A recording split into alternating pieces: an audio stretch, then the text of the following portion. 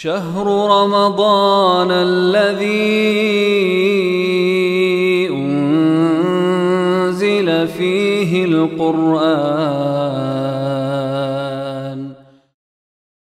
الحمد لله والصلاة والسلام على رسول الله أما بعد. بسم الله الرحمن الرحيم. محترم اوریدونکو، فرمضان کې د قرآن کریم تلاوت دا ډیر کول او د دې ډېر فضیلت دی. په هر وخت کې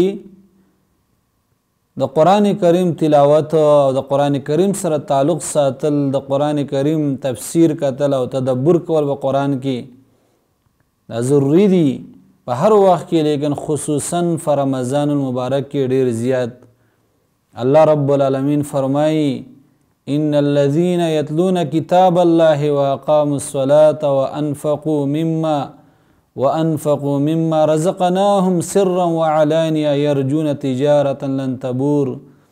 یقینا هغه خلق چې دی لولي د الله کتاب د منځ پابندي کوي او خرج کوي د هغه څه نه چې موږ دیو ته ورکلي په پټ او په ښکاره باندې. دی امید ساتي دغه تجارت چې هغه چرته هم نه ضایع کیږي، هغه چرته هم نه تاواني کیږي.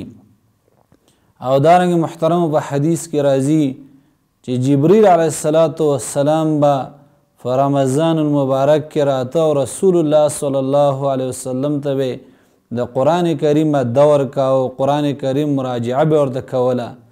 او دارنګه په بل حدیث کې راځي رسول الله صلی الله علیه وسلم فرمایي چې قرآن کریم او روژه دا به د سړي دپاره سپارش کوي.